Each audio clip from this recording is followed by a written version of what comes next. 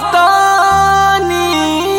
अरे जिया जिया प्यास जैसे जुए महुआ राजा जुए मोर जवानी। जैसे जुए महुआ राजा जुए मोर जवानी। जैसे जुए महुआ राजा जुए मोर जवानी।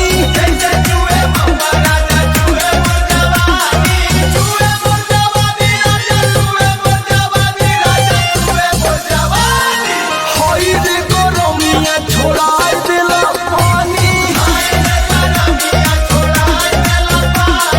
जैसे जुए महुआ राजा जुए मोर जवानी। जैसे जुए महुआ राजा जुए मोर जवानी। रौरा के तनिको फरके ना पड़ेला।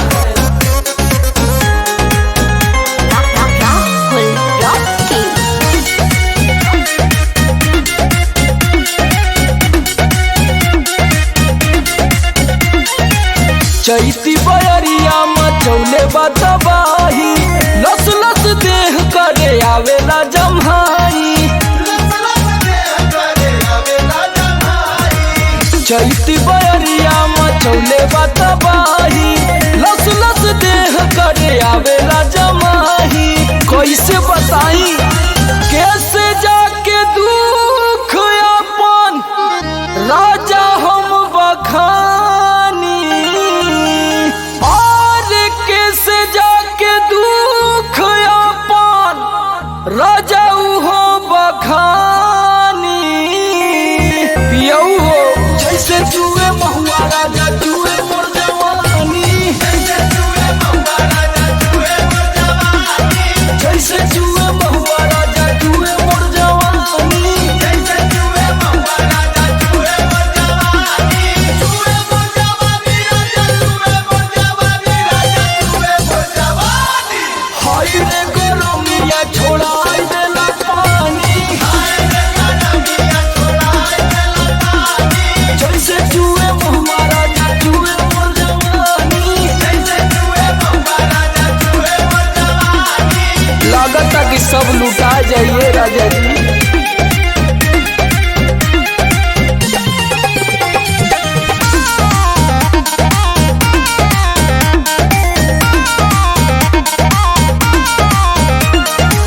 बहरा में राजा करता ड्यूटी।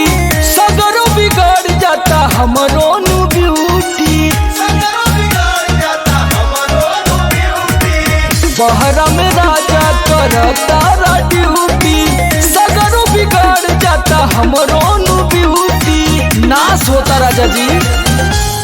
और सुनील समार का बताई परेशानी।